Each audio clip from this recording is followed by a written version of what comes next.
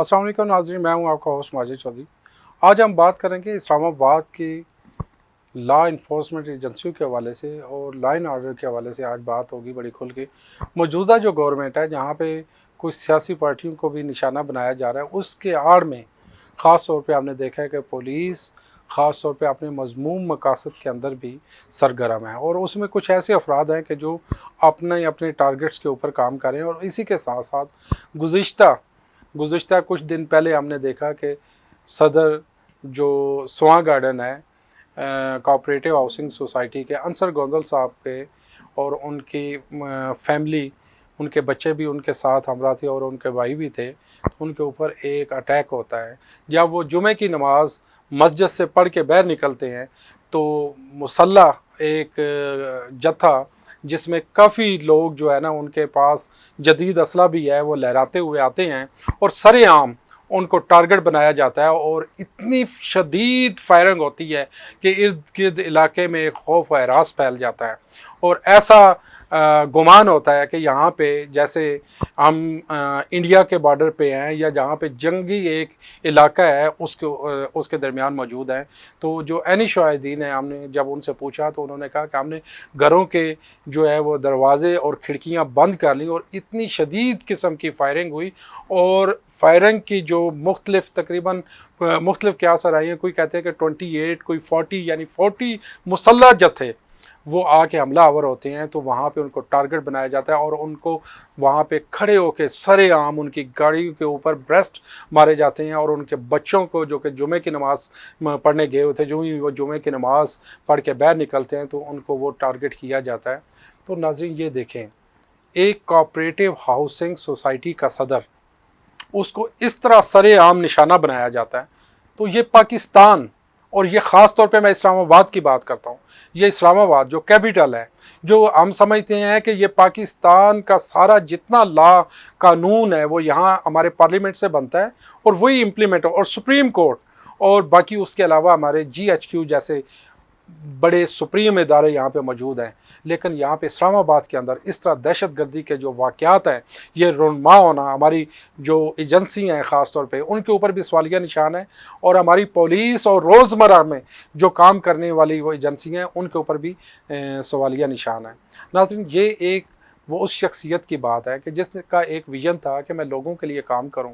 जब वो मुंतखब होकर आया तो उसके विज़न में ये शामिल था। बल्कि हमारे लास्ट जो है वो स्टूडियो में प्रोग्राम में भी शिरकत कर चुके हैं, तो उन्होंने ये कहा था कि मेरा ये विज़न है कि जो अफेक्टिंग है, जो लोग मुतासरीन हैं, जो सालों साल से इस आस पे बैठे हुए हैं कि कब हमें जो है ना वो प्लाट मिलेगा, जो डेवलपमेंट के हवाले से वहाँ पे खामियां हम उनको दूर कर रहे हैं। और उन्होंने वाकई करके दिखाया और वहाँ पे जाते हैं हम जब नज़र आता है कि वाकई उन्होंने बहुत अच्छा काम किया।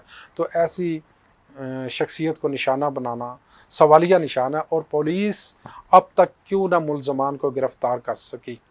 और ये जा रहा है, कहा जा रहा है, क्या सराहियाँ हैं कि कुछ लोग जेल के अंदर से, वहाँ से वो पूरा मनसूबा बनाते हैं और अपने टारगेट्स के ऊपर काम करते हैं और उनको निशाना बनाते हैं। और सरेआम कि वो ऐसी शख्सियत हैं जो अडियाला जेल से उन्हें रातों रात जनाह हॉस्पिटल कराची शिफ्ट किया जाता है। डॉक्टर आसम साहब के स्पेशली हॉस्पिटल के अंदर, वहाँ पे एक प्रोटोकॉल के अंदर वो मौजूद हैं।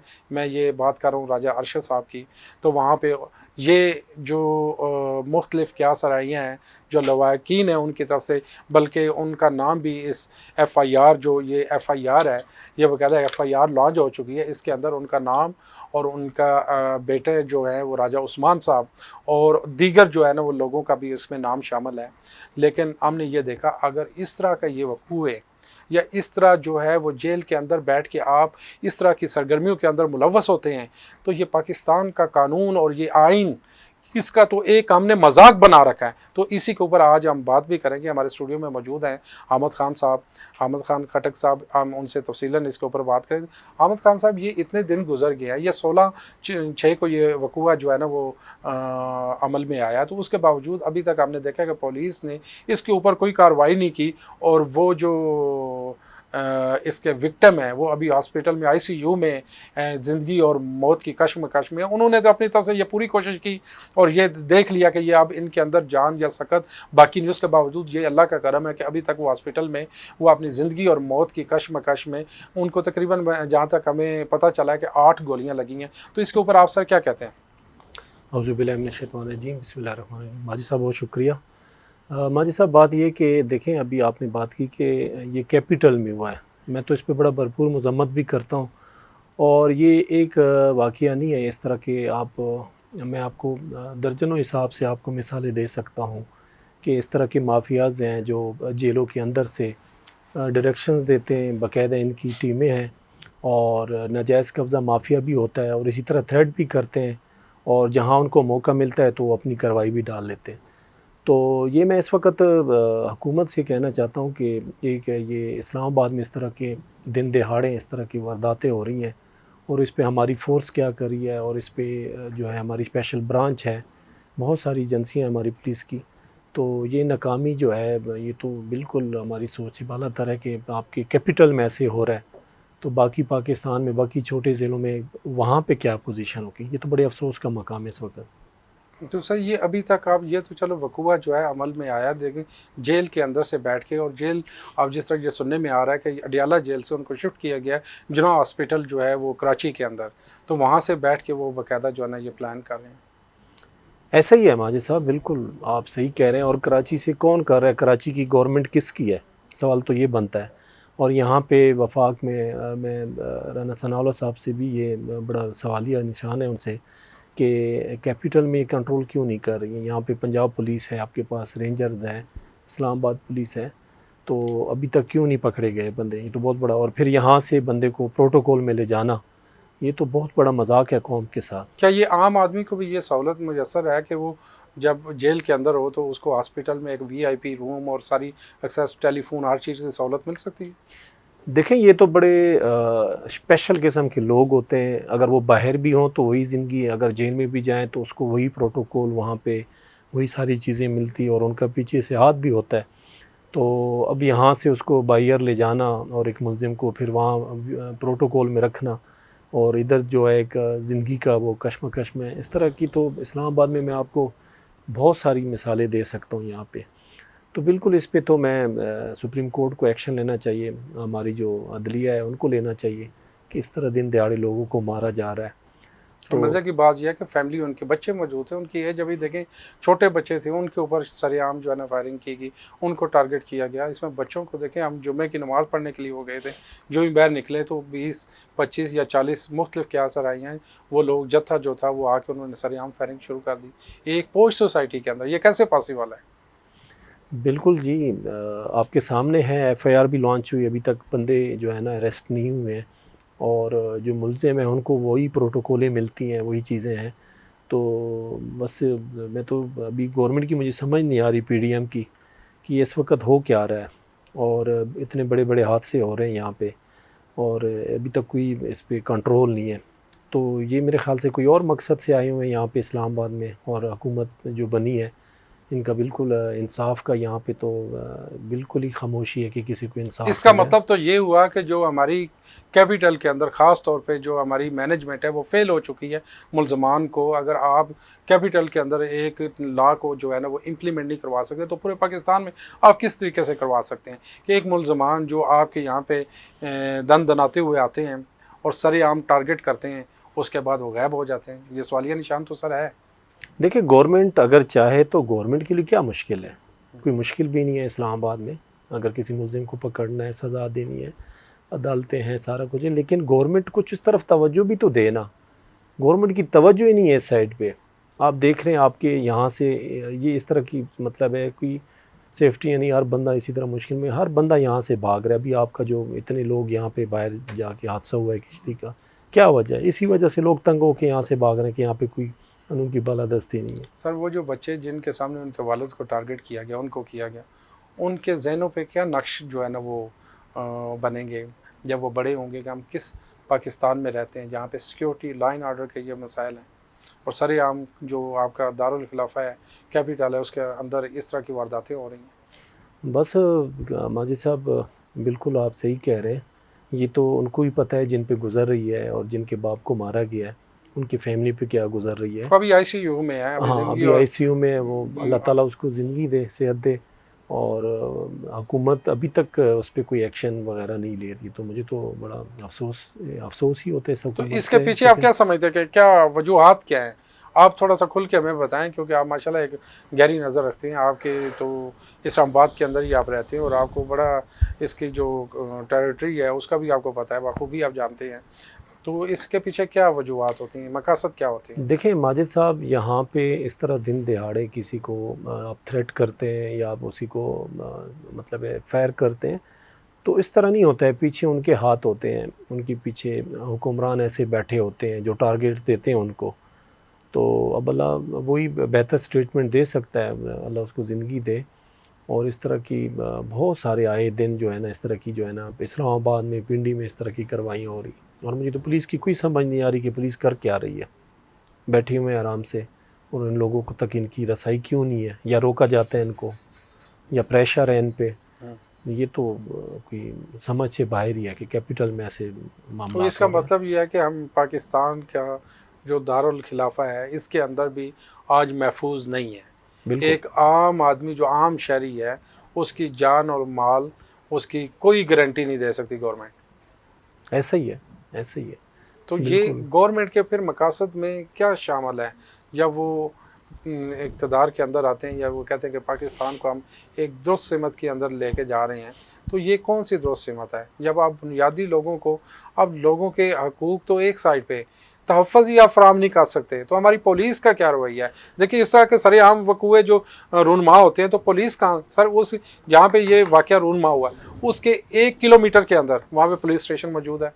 माजी साहब, मैं एक चीज़ आपको क्लियर कर दूं। अगर पुलिस को ये हुक्मरान जो हमारे बैठे हुए हैं, जो पीडीएम गवर्नमेंट है हमारी, अगर पुलिस पे प्रेशर ना हो, पुलिस को अपना काम करने दिया जाए, तो पुलिस के मेरे ख्याल से 12 से 24 घंटे में इन लोगों को अरेस्ट करना और कोई इशू ही नहीं है उनके लिए। लेकिन पुलिस पे भी बड़ा प्रेशर होता है सियासी। हमारे आपको पता है कि इस तरह के लोगों के पीछे किन किन के हाथ हैं, और यहाँ से वो कराची जाके वहाँ पे उनको ट्रीटमेंट मिल रही है, प्रोटोकॉल मिल रहा है, तो उनके पीछे कौन है? नहीं, यहाँ कराची से में गवर्नमेंट। कराची ये आप क्या समझते हैं कि एक शख्स को अगर अडियाला से जो है ना वो जेल से अगर हॉस्पिटल भी शिफ्ट होना है, तो इस्लामाबाद के अंदर कई हॉस्पिटल मौजूद हैं, तो कराची के जाने के पीछे क्या वजूहत हो सकती हैं? वही और ख़ास तौर पे डॉक्टर आसम साहब की। वही वही तो मैं सर आपको बता रहा हूँ कि इसके ये तो क्लियर एक देखे ना आपको, माशाल्लाह ये पीछे उनके हाथ हैं, मजबूत हाथ हैं। उनको कहा जाता है कि आप लोग ऐसे करें, हम आपको सपोर्ट करेंगे, और वो लोग सपोर्ट कर रहे हैं। कराची में गवर्नमेंट किसकी आपको पता है, किस वक्त वहाँ पे सेटअप किन का है? तो मैं आप तो ये कहना चाह रहे हैं खुल के बात करें कि पीपल्स पार्टी जो है इन लोगों को सपोर्ट कर रही है?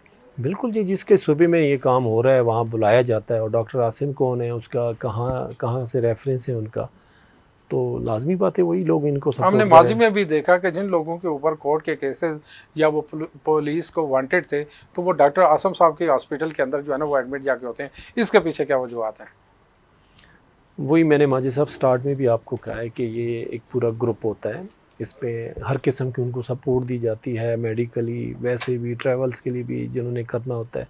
ढूंढने पे आ जाएं तो एक बकरी अगर कोई यहाँ से चोरी करता है तो वो भी 8-10 घंटे में चोर मिल जाता है। और यहाँ दिन दहाड़े लोगों को मारा जा रहा है, और उनको कोई पूछने वाला नहीं है। और एक सूबे से दूसरे सूबे पे वो जा रहा है, जहाज़ पे ट्रैवल कर रहा है।